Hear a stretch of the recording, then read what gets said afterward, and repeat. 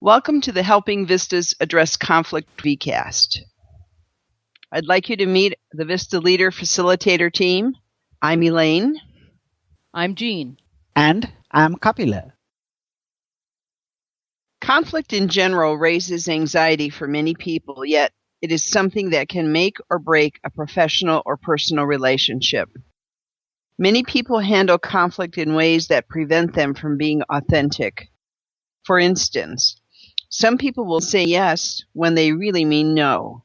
Some people find it difficult to be direct in their communication when the potential for conflict is present, and they end up avoiding or simply blaming the other person.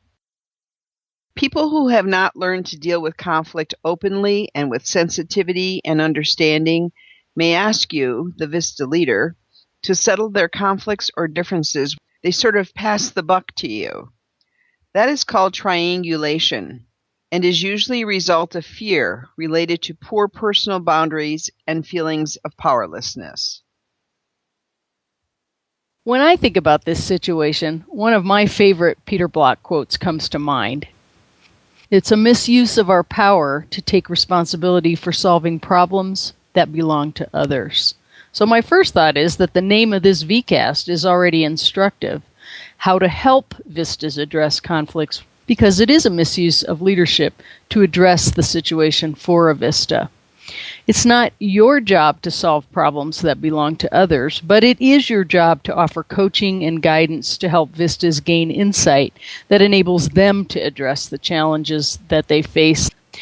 Leaders' coaching skills can be enhanced with a basic understanding of neuroscience, specifically how our brains often react to conflict.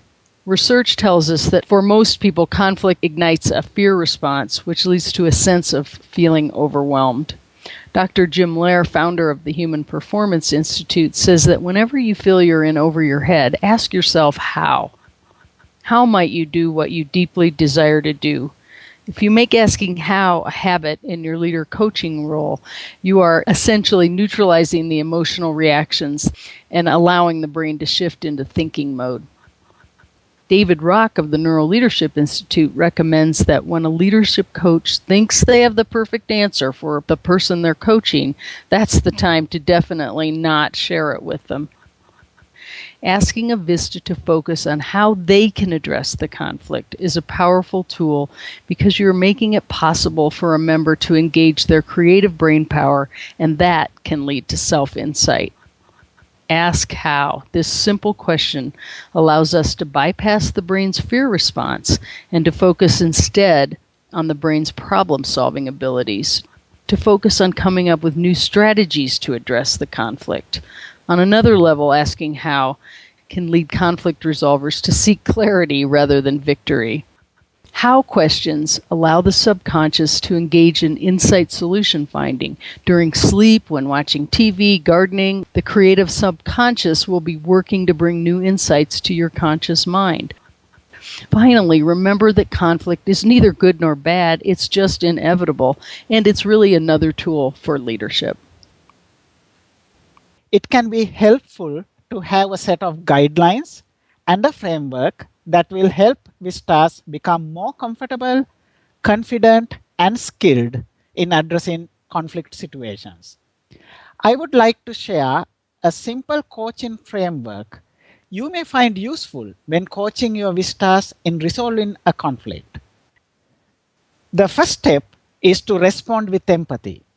So your statement might be, "This sounds like a challenging situation." Second, offer ideas.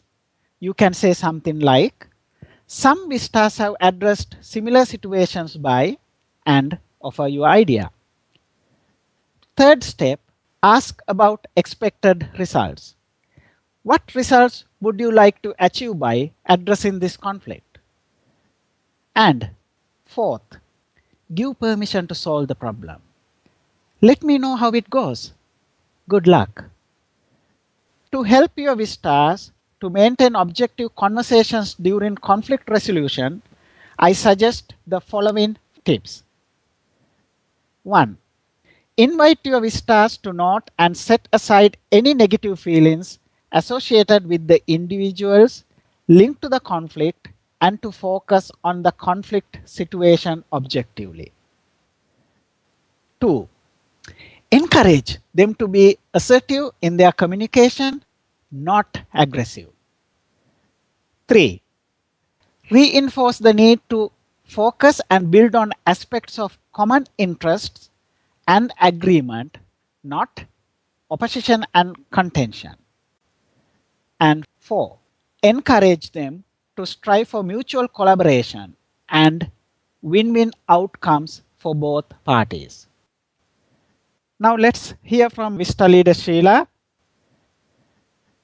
A lot of conflicts have come up either between sites and VISTAs or sites and even other organizations, just things that haven't worked out the way that they should have, and knowing how appropriate to get involved and where I can be helpful but not intrusive. So finding that balance of protecting the VISTA and making sure the VISTA's interests are taken care of, but also not burdening the organization or the supervisor or anyone else with over-involvement has been my challenge, and definitely a good lesson from the year. Addressing conflict requires a conversation, and conversations can solve problems, heal wounds, shift working patterns, create focus, and cement resolve. As Shakespeare said, "Sweet are the uses of adversity." Thanks for listening.